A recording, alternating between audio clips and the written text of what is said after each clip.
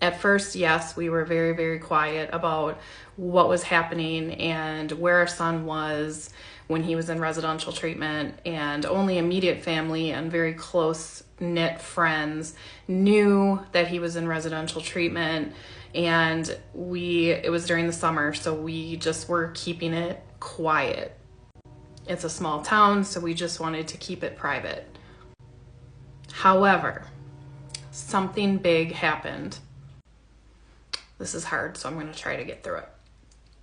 So 2 days before he was supposed to come home and start outpatient therapy at home, there was an incident in the residential facility. Someone or an adolescent, we're not sure, nobody knows who, brought an abundance of drugs into the adolescent facility where he was staying. Part 2 coming.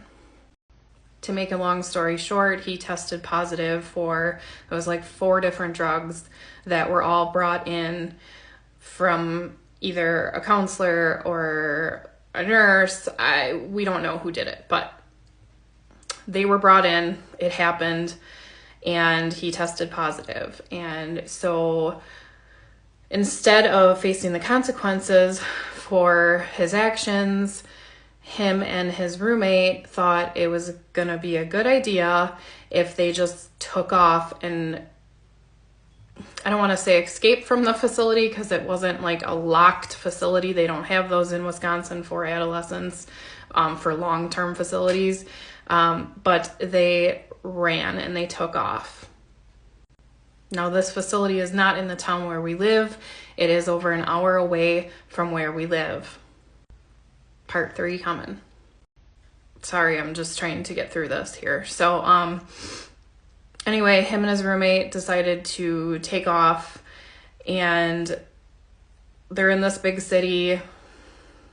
We don't know where he is. He has just the clothes on his back. He has no money, no food, no phone, no anything. And they're in the Milwaukee area, which is a big area.